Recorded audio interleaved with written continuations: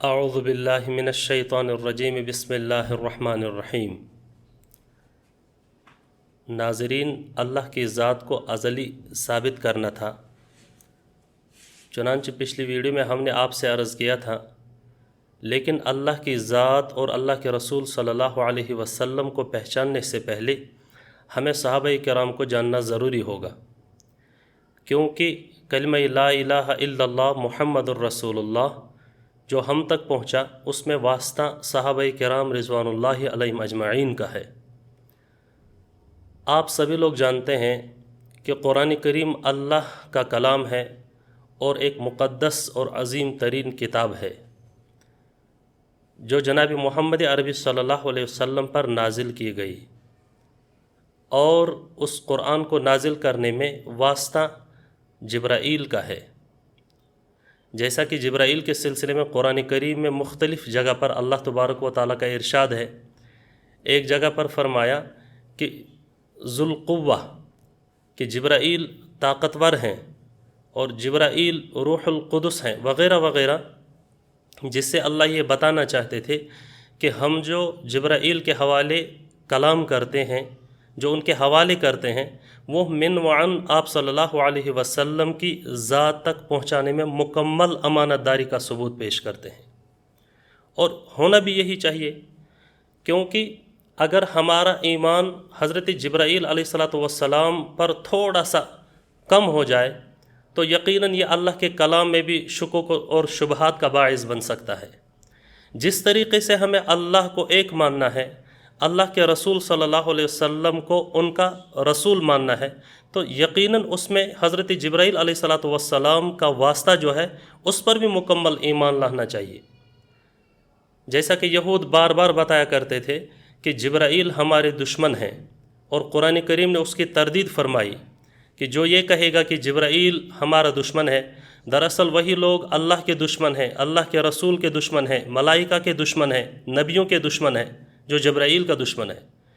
تو اللہ اور اللہ کے رسول صلی اللہ علیہ وسلم کے درمیان میں جو یہ کلام ہوا ہے، اس کلام میں جو واسطہ ہیں حضرت جبرائیل،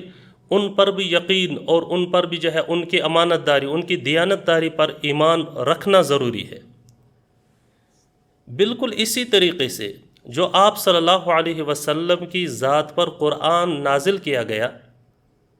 آپ جانتے ہیں کہ صحابہ کی جماعت اگر نہ ہوتی تو ہم تک قرآن کریم کا پہنچنا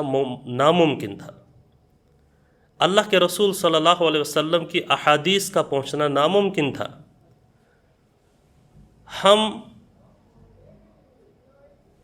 اہل سنت والجماعت کا عقیدہ ہے کہ ہم صحابہ کرام رضوان اللہ علیہم اجمعین کو معیار حق مانتے ہیں، اور معیار حق کا مطلب یہ ہے کہ وہ اولین مخاطب ہیں جناب محمد عربی صلی اللہ علیہ وسلم کے، کہ انہوں نے ڈائریکٹ جناب محمد عربی صلی اللہ علیہ وسلم سے لیا ہے۔ اور ہمارا ایمان ہے، ہمارا ماننا ہے کہ جنہوں نے جناب محمد عربی صلی اللہ علیہ وسلم کو ایمان کی حالت میں دیکھا، جنہوں نے آپ صلی اللہ علیہ وسلم کا دیدار کیا اور ایمان کی حالت میں رخصت ہوئے، ہمارا ایمان ہے کہ وہ کبھی دھوکہ نہیں دے سکتے، وہ جماعت کبھی جو ہے دھوکہ نہیں دے سکتی۔ یہ اہل سنت والجماعت کا ایمان ہے، اور یہی ہونا چاہیے، کیونکہ حجۃ الوداع کے موقع پر جب جناب محمد عربی صلی اللہ علیہ وسلم نے صحابہ کو جمع ہو کر کے فرمایا الیوم اکملت لکم دینکم واتممت علیکم نعمتی ورضیت لکم الاسلام دینا، کہ اللہ نے جو کچھ میرے حوالے کیا تھا قرآن کی شکل میں، یا قرآن کے علاوہ جو اللہ تبارک و تعالیٰ کی طرف سے مجھ پر نازل کیا گیا، اس تمام کو میں نے تمہارے سپرد کر دیا، اور اللہ کو بھی گواہ بنایا، اور جو ہے جتنے بھی سننے والے تھے، جتنے بھی مخاطب تھے، ان تمام کو گواہ بنایا۔ تو پتہ چلتا ہے اللہ نے جناب محمد عربی صلی اللہ علیہ وسلم کی ذات پر جو کچھ نازل فرمایا تھا وہ صحابہ کرام کے حوالے کر دیا گیا۔ اور آپ سب جانتے ہیں کہ جناب محمد عربی صلی اللہ علیہ وسلم کے زمانے میں تو قرآن کریم کتاب کی شکل میں موجود ہی نہیں تھی۔ قرآن کریم جو کتاب کی شکل میں ہے، یہ قرآن تو حضور کے زمانے میں موجود ہی نہیں تھا، اور سب جانتے ہیں اس قرآن کو حفاظت کے ساتھ، امانت اور دیانت داری کے ساتھ جمع کرنے والے حضرت عثمان غنی رضی اللہ تعالیٰ عنہ ہیں۔ آج اگر معاشرے پر نظر دوڑائی جائے تو بہت ساری چیزوں کو لے کر کے صحابہ کرام رضوان اللہ علیہم اجمعین پر طعن کیا جاتا ہے، صحابہ کے درمیان میں تفریق کی جاتی ہے، فرق کیا جاتا ہے، کچھ صحابہ کو مانا جاتا ہے اور کچھ صحابہ کو العیاذ باللہ منافق تک کہا جاتا ہے۔ کتابوں میں حضرت ابوبکر صدیق رضی اللہ تعالیٰ عنہ کے حق میں، ان کی شان میں کتنی زبان درازی کی گئی، حضرت عمر رضی اللہ تعالیٰ عنہ، حضرت عثمان غنی، آپ سب جانتے ہیں۔ ہمارا یہ ماننا ہے کہ اللہ نے قرآن کریم کے اندر قرآن کی گارنٹی دی، ذالک الکتاب لا ریب فیہ، اس کتاب میں کوئی بھی کوئی شک نہیں۔ اور دوسری جگہ پہ ارشاد فرمایا کہ انا نحن نزلنا الذکر وانا لہ لحافظون، ہم نے اس قرآن کو نازل کیا اور ہم ہی اس قرآن کی حفاظت کریں گے۔ اور ہم سب جانتے ہیں کہ جو قرآن حضور پر نازل کیا گیا، حضور کے زمانے میں کتاب کی شکل میں تو جمع ہی نہیں کیا گیا تھا۔ اس کے بعد اگر آپ صلی اللہ علیہ وسلم کے پردہ فرمانے کے بعد اگر صحابہ نے قرآن کو کتاب کی شکل میں جمع کیا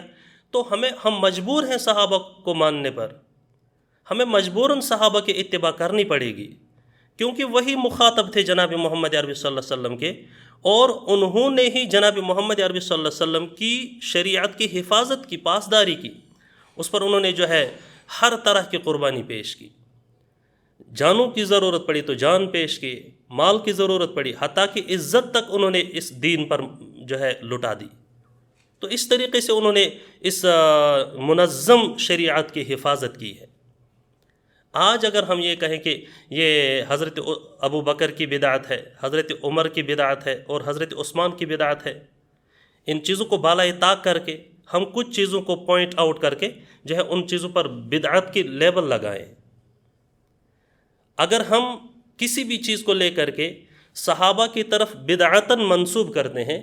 تو پھر جو قرآن حضرت عثمان غنی رضی اللہ تعالیٰ عنہ نے جمع کیا پھر تو وہ بھی بدعت ہے، کیونکہ حضور کی زمانے میں تو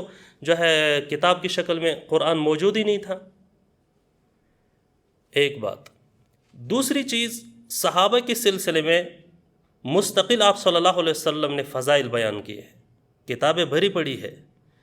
بخاری شریف سے لے کر مسلم، ترمذی، ابن ماجہ، ابو داؤد، ان تمام میں صحابہ کرام رضوان اللہ علیہم اجمعین کی عظمت کو بیان کیا گیا ہے، ان کی خوبیوں کو بیان کیا گیا ہے، حتیٰ کہ جناب محمد عربی صلی اللہ علیہ وسلم نے فرمایا اصحابی کالنجوم بأیہم اقتدیتم اہتدیتم، میرے صحابہ ستاروں کے مانند ہے، تم جس ستارے کے پیچھے چلو گے چاند تک پہنچ جاؤ گے۔ چاند آپ صلی اللہ علیہ وسلم کی پاکیزہ ذات ہے، تم کسی بھی ستارے کے پیچھے چلو، ہر ستارہ پہنچنے والا چاند کی طرف ہے۔ اسی طریقے سے صحابہ کرام رضوان اللہ علیہم اجمعین کے سلسلے میں جناب محمد عربی صلی اللہ علیہ وسلم نے فرمایا کہ میرے صحابہ کے سلسلے میں زبان درازی مت کرنا، میرے صحابہ کو کبھی گالی مت دینا۔ یہ تو عام صحابہ کی بات ہوئی، وہ صحابہ جن کے سلسلے میں جناب محمد عربی صلی اللہ علیہ وسلم نے فرمایا جنہیں عشرہ مبشرہ کہا جاتا ہے، وہ 10 صحابہ جن کے بارے میں جناب محمد عربی صلی اللہ علیہ وسلم نے فرمایا کہ یہ جنتی ہیں، اور ان میں پہلے 4 صحابہ حضرت ابو بکر صدیق، حضرت عمر اور حضرت عثمان غنی، حضرت علی کرم اللہ تعالی وجہ، ان کو کیا فرمایا آپ صلی اللہ علیہ وسلم نے؟ ابو بکر جنتی، عمر جنتی، عثمان جنتی اور حضرت علی جنتی۔ اب میں آپ کو تھوڑا سا یہ سمجھانے کی کوشش کروں کہ جنتی ہونے کا مطلب کیا ہے۔ ناظرین، صحابہ کو جنت، جو مخصوص صحابہ کو جنت کی بشارت دی گئی، میں آپ کو یہ سمجھانا چاہوں گا کہ اللہ تبارک و تعالیٰ نے دنیا میں انسان کو اپنے لیے بھیجا۔ لا الہ الا اللہ محمد الرسول اللہ، خصوصاً ہماری امت، ہمیں 2 چیزوں کی تلقین کی گئی، لا الہ الا اللہ محمد الرسول اللہ، اور اسی کو بألفاظ دیگر قرآن کریم نے فرمایا الا الذین آمنوا وعملوا الصالحات، جنہوں نے لا الہ الا اللہ پڑھا، وعملوا الصالحات اور نیک اعمال کیے، یعنی اپنے نبی نے جو احکام دیے ان احکام پر چلے، ان کے سلسلے میں جنت کی بشارت ہے۔ وہی لوگ کامیاب ہے، فقد فاز فوزا عظیما، وہ لوگ کامیاب ہیں۔ اور کامیابی کیا ہے؟ جنت۔ سمجھ لیجئے گا بات کو، کلمے کے بعد نیک اعمال اور نیک اعمال کا انجام جنت۔ آدمی دنیا میں آتا ہے نیک عمل کرنے کے لیے، اللہ کو راضی کرنے کے لیے، اور اللہ کی رضامندی پر اس آدمی کو ملتا کیا ہے؟ جنت۔ جن صحابہ کے سلسلے میں جناب محمد عربی صلی اللہ علیہ وسلم نے فرمایا کہ یہ جنتی ہے، اس اشارتاً ذرا اس چیز کو سمجھنے کی کوشش کریں۔ جنتی کا مطلب یہ ہے کہ اے صحابہ، میرے پردہ فرمانے کے بعد ابو بکر جو بھی عمل کرے گا وہ اس عمل میں نفس کا کوئی دخل نہیں ہوگا۔ عمر جو عمل کرے گا اس میں کوئی نفس کا دخل نہیں ہوگا۔ عثمان جو عمل کرے گا اس میں کوئی خواہشات کا دخل نہیں ہوگا۔ علی جو عمل کرے گا اس میں کوئی نفس کا دخل نہیں ہوگا۔ اسی وجہ سے جنت کی گارنٹی تھی۔ ابھی تو بہت لمبی زندگی تھی۔ جنت کی بشارت کا مطلب کیا ہے؟ بشارت کا مطلب ہی یہی ہے، میرے پردہ فرمانے کے بعد یہ جو کچھ کریں گے وہ شریعت کا پارٹ ہوگا۔ ہمارے لیے اتنا کافی ہے کہ جناب محمد عربی صلی اللہ علیہ وسلم نے فرمایا ابو بکر جنتی ہے۔ اس کا مطلب یہ ہوا کہ حضور کے پردہ فرمانے کے بعد اگر کوئی ایسا حکم ابو بکر صدیق رضی اللہ تعالیٰ عنہ دے رہے ہیں جس کا ہمیں اشارہ جناب محمد عربی صلی اللہ علیہ وسلم کی سنت میں نہیں ملتا، ہمارا یہ ایمان ہے، ہم اس چیز پر جو ہے ہمارا ایمان ہے کہ ابو بکر جس چیز کو بھی جو ہے جس چیز کا حکم دیں گے وہ پارٹ آف دا شریعت ہوگا، کیونکہ جناب محمد عربی صلی اللہ علیہ وسلم نے فرمایا ابو بکر جنتی ہے۔ تو ہم کبھی سوچ بھی نہیں سکتے کہ ابو بکر کا کوئی عمل ایسا ہوگا کہ جو جناب محمد عربی صلی اللہ علیہ وسلم کی شریعت کے مخالف ہو۔ آپ صلی اللہ علیہ وسلم ایک مرتبہ تشریف فرما ہے، ایک عورت نے نظر مانی تھی کہ حضور جنگ جیت کر کے آئیں گے، میں جو ہے میں گانا شروع کر دوں گی، میں طبلہ بجاؤں گی۔ حضور صلی اللہ علیہ وسلم کے پاس آئی، کہا یا رسول اللہ، میں نے نظر مانی تھی کہ آپ اگر جنگ جیت کر کے آئے میں جو ہے خوشی کا اظہار کروں گی۔ اس پر حضرت عمر رضی اللہ تعالیٰ عنہ تشریف لائے اور حضرت عمر رضی اللہ تعالیٰ عنہ نے منع فرمایا۔